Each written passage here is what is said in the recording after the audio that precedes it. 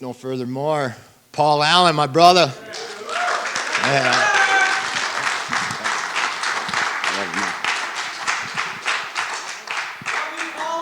Yeah, what's up?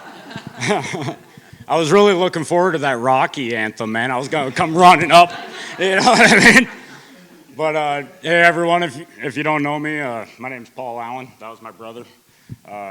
And my sister is working sound, and they go to this church. Oh, all right. Can you hear me now? Check, check, check. And I am nervous. As you can probably tell, I'm probably going to ramble a little bit, but this is the first time I was asked to give my testimony. I got 5 days, a 5-day notice. So this is what I got. We're going to open up in prayer, though. Hey, God, thanks for bringing us all together on this night. Allow my words and testimony to impact those that hear it, and thank you for the opportunity in which to share it. Amen. All right. Before I begin, I want to take a moment of silence for all my friends that are still in active use and the people that I've lost to addiction, and then we'll begin.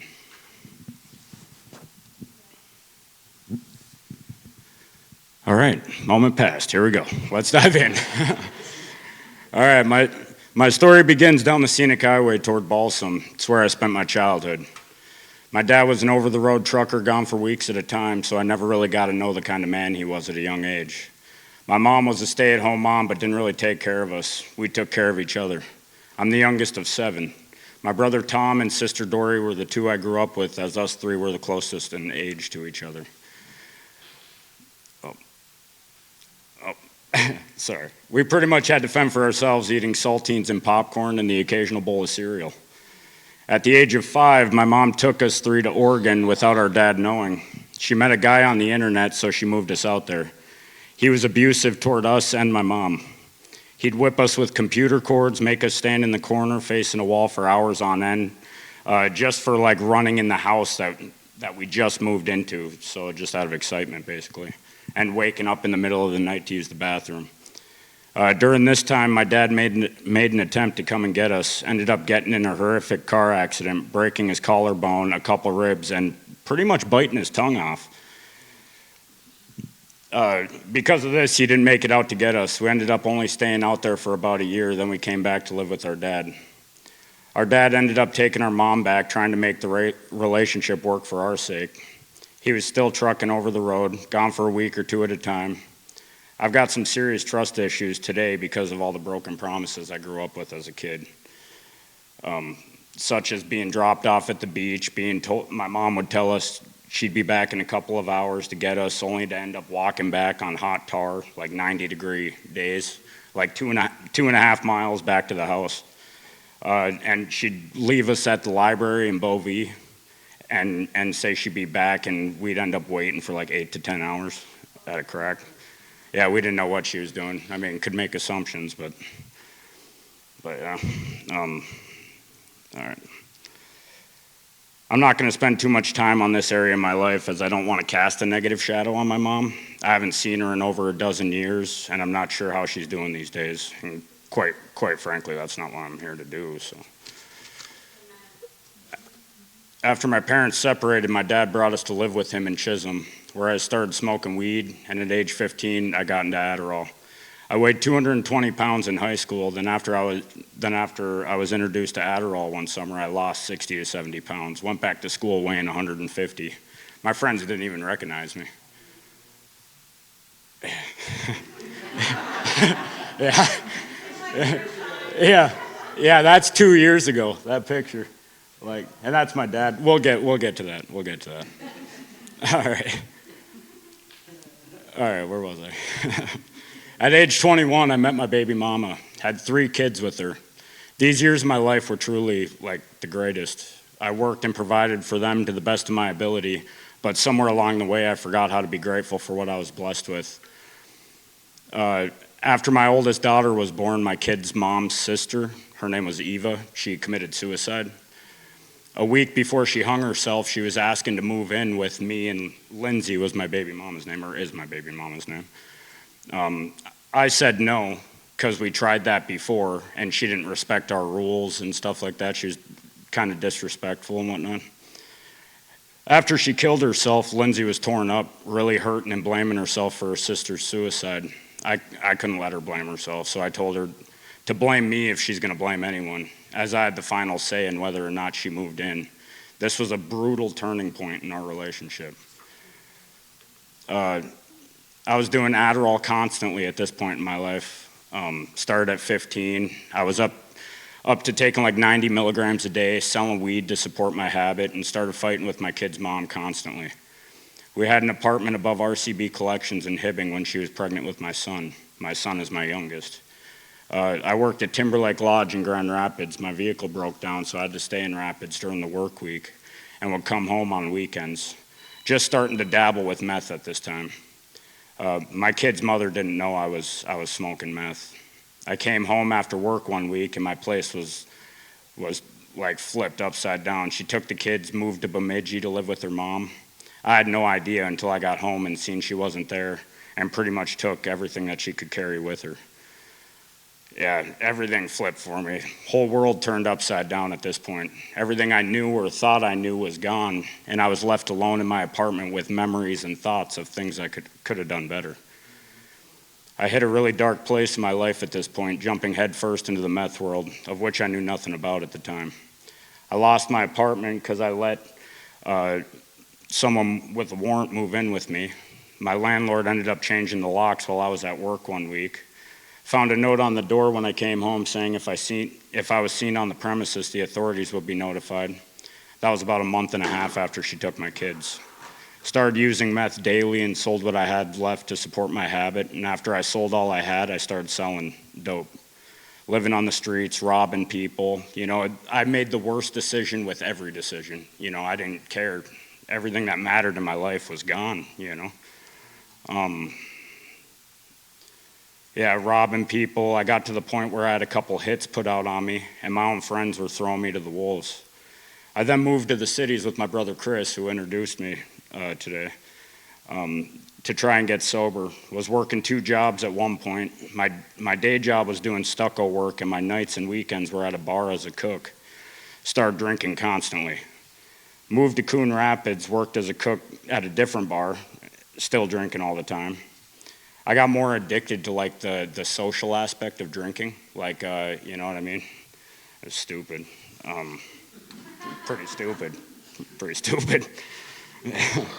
Yeah. I made it sober off of dope for over a year. I had court coming up for an OFP that my baby mom was trying to put on me on allegations that I beat her, raped her, and that's how my son was conceived. Anyone that knows me knows that I'm not that kind of person. They granted the OFP because I admitted to being an addict, even though I was sober for over a year at the time. I then decided to move back to Grand Rapids into the Grace House so I could try to fight for my kids. The Grace House is a homeless shelter. Ended up getting a job right away in a sawmill cutting lumber, and within 3 weeks at the Grace House, I was moving into my own place in Bovee. I always told myself I needed 3 things before I can start fighting for my kids: stable living, stable work, and a stable mind. And then I started using dope again. Within a month of the relapse, my roommate kicked me out of my place in Bovee. My job fired me after being with the company for 9 months because my work performance went down. I then ended up back in Hibbing, homeless. People talk about how fast you get back to the point you were at before getting sober. I learned the hard way with this statement. It's very true, very true. So there I was, back in Hibbing on a barter and trade system, telling people if I don't got what you're after, I can get it for you. One-stop shop, anything you need. If I ain't got it, I can get it. That was my sales pitch, in case you're wondering. Yeah, that was my sales pitch.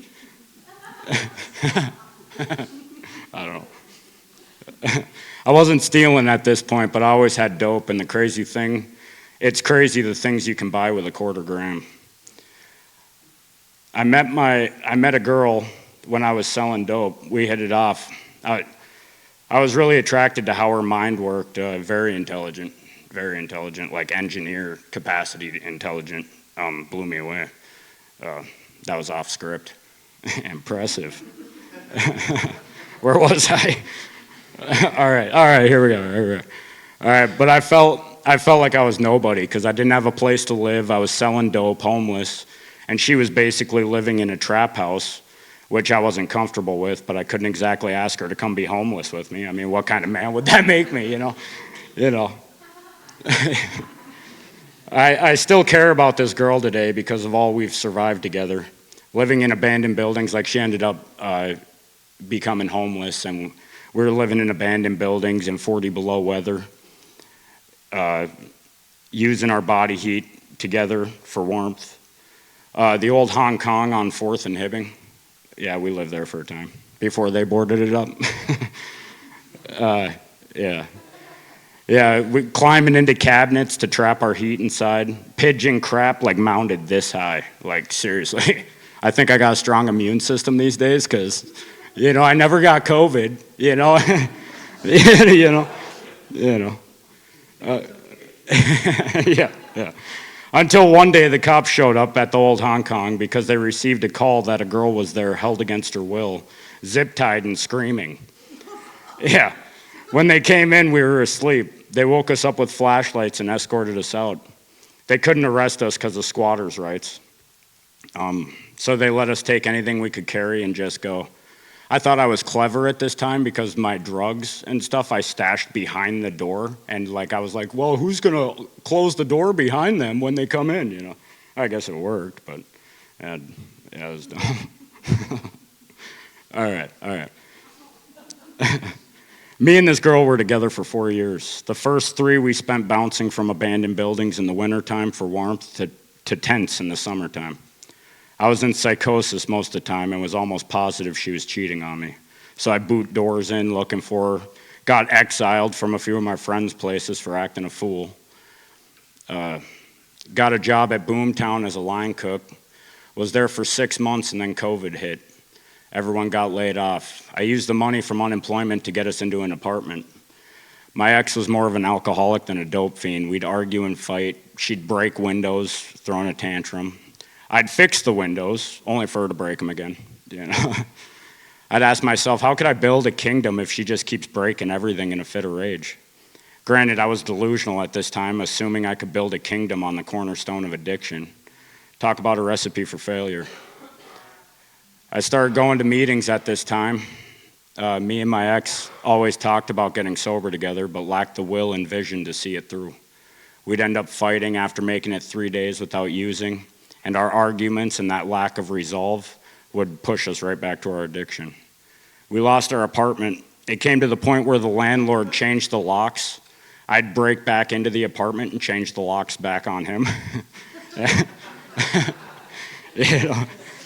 To the point where he offered us cash to leave the premises. He offered us $500 to leave. Yeah. So there we were, homeless again, and a warrant got put out for me. I tried going to meetings even more at this point, and when I say even more at this point, in active addiction, I think I made it to like 1 meeting or a couple meetings a month, you know. That's more meetings when you're in active addiction, I guess. To the point where I'd hear sirens during the meeting and I'd hightail it out of there thinking they were coming for me.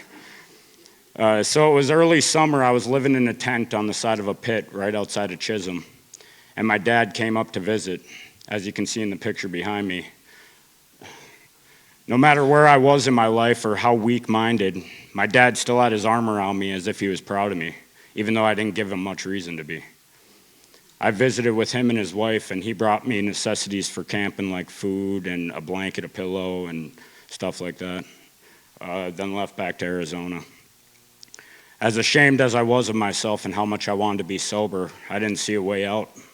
It came to the point where places I would go, if I didn't have a bag in my pocket, I wouldn't be wanted anywhere. My family didn't trust me. How could I blame them? I wasn't trustworthy. I just wanted out. I talked to my dad a few times over the phone, asked him if there was any way that he could get me out of here. He ended up sending me money to move me down there, and as much as I had my mindset to going, my addiction was stronger than my willpower to leave. 3 weeks after he sent me the money, I tricked the money off for drugs. He ended up passing away.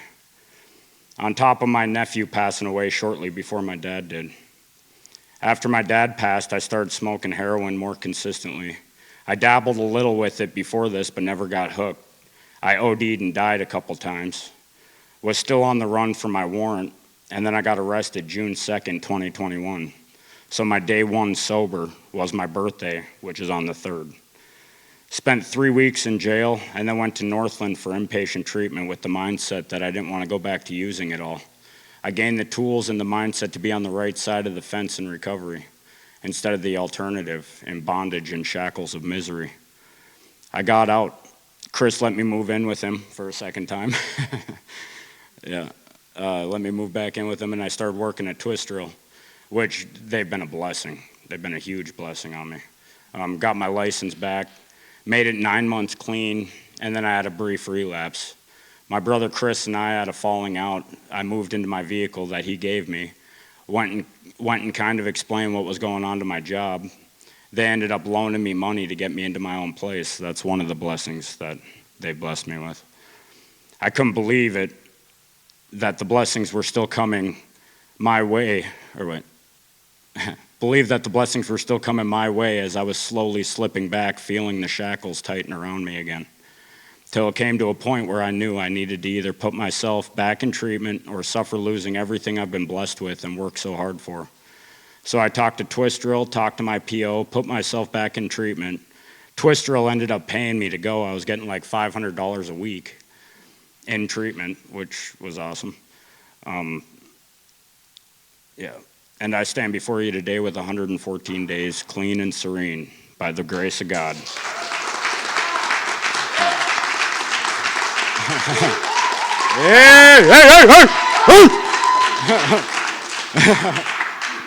Hold your applause till after I'm done.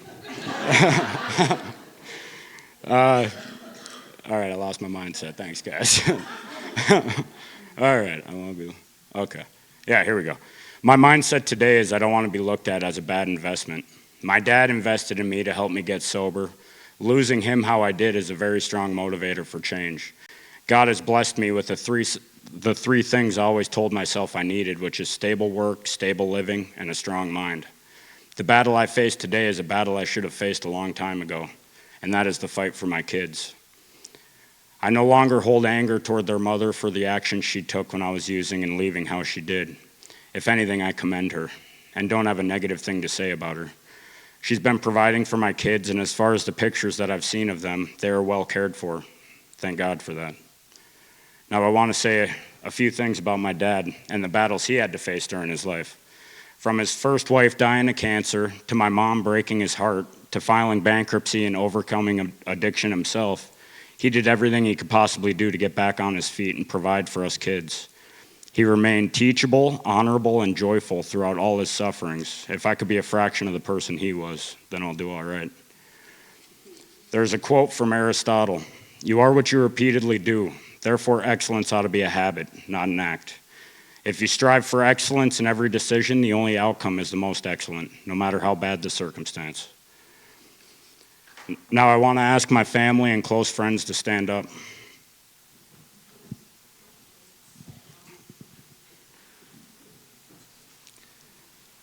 I want to say thank you for being a huge part of my recovery. Now, I want everybody else to stand up.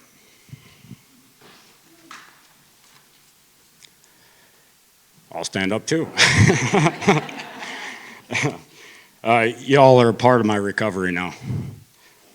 Yeah. Thank you.